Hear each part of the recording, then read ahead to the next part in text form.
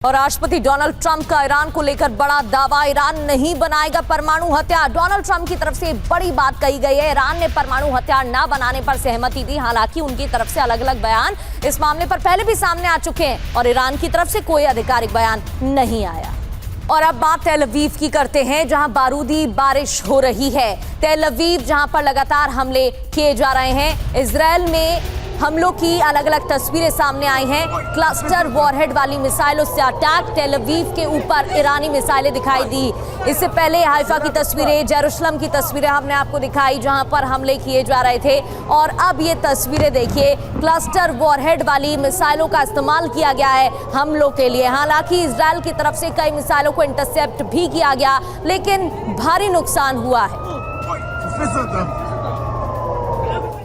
Central Israel में ही तबाही की एक और तस्वीर, तबाही का वो मंजर जहां दुकान पर ईरान की ये बैलिस्टिक मिसाइल गिरी और ईरान के हमले से भीषण तबाही मची।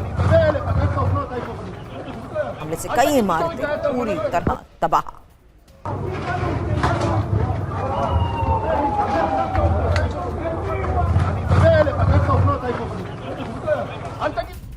कुवैत एयरपोर्ट पर ड्रोन अटैक, एयरपोर्ट के ईंधन टैंक पर हमला हुआ है। हमले के कारण भीषण आग भी यहां पर लगी है।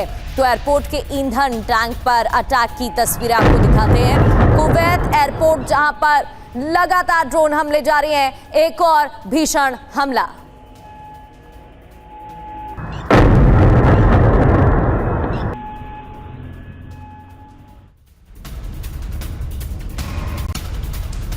और डोनाल्ड ट्रंप का बड़ा दावा, ईरान में अमेरिका को जबरदस्त सफलता मिली। ईरान की नेवी और एयरफोर्स तबाह, ईरान समझौता करने के लिए बेताब है। डोनाल्ड ट्रंप का ये नया बयान ईरान की नेवी और एयरफोर्स को तबाह कर दिया।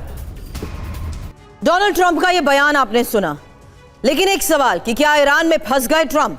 क्योंकि ईरान ने ट्रंप की परेशानी बढ़ाने वाली तैयारी की है। यूएस से जारी जंग के बीच ही ईरानी सैन्य रणनीति में भी बदलाव को लेकर खबर है। एडवांस हथियारों का इस्तेमाल ईरान कर रहा है। ईरान की सैन्य रणनीति रक्षात्मक की जगह आक्रामक हो चुकी है। अमेरिका और इजराइल पर सरप्राइज अटैक भी ईरान करेगा, ये रिपोर्ट्स में दावा किया गया। और इसी नई रणनीति में पारंपरिक तरीकों पर तकनीक को तरजीह दी गई है। लेकिन इस बीच आपको बता दें, defence expert retired brigadier DS Tripathi sir studio में हमारे साथ मौजूद हैं और फॉरेन एक्सपर्ट डॉक्टर अभिषेक श्रीवास्तव भी हमारे साथ हैं। त्रिपाठी सर, सवाल उस लिहाज से जहां ईरान की बदलती रणनीति से पहले हमने डोनाल्ड ट्रंप का यह बयान सुनाया, क्या वाकई डोनाल्ड ट्रंप का यह दावा सच लगता है कि वो अपने मकसद में कामयाब हुए और अब ईरान को इस लेवल पर वो लाकर खड़ा कर चुके हैं कि वो समझौता चाहता है? तो देखिए, पहले शुरू में आपको याद होगा कि ट्रंप ने कहा था या कहा गया था कि ये 5-6 दिन का है, 5-6 दिन के अंदर ही ईरान में पूरी रिजीम चेंज हो जाएगी और वो रिजीम आएगी जो कि अमेरिका चाहता है और उसके साथ ये काम करेंगे और वहाँ अपनी जो जिस तरह की सरकार चाहेंगे वहाँ चलेगी और लोग जो है अमेरिका के साथ आ जाएंगे कि लोग ये चाहते हैं। लेकिन ये 26 दिन में ये कुछ भी दिखाई नहीं पड़ा। अब जहाँ तक नेवल और एयर पावर की बात है ईरान की, ये पहले से बहुत कमज़ोर है। ये सबको पता है कि उसकी जो एयरफोर्स में तो कुछ भी नहीं था। P-7, P-8 जो चाइनीज़ कुछ बहुत पुराने 25 साल 20 साल पुराने एयरक्राफ्ट थे, वो उनके पास थे और वो उससे वो कुछ नहीं कर पा रहे थे।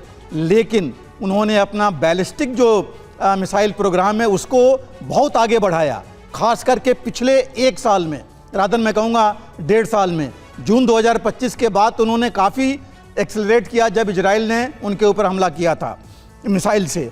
और उसके बाद अभी आप देखिए उनकी मिसाइल्स का जो वही एक हमला, स्टैंड ऑफ अटैक चल रहे हैं और उनका अभी खाली नहीं हुआ है भंडार। अभी उनके पास और भी नए मिसाइल्स हैं।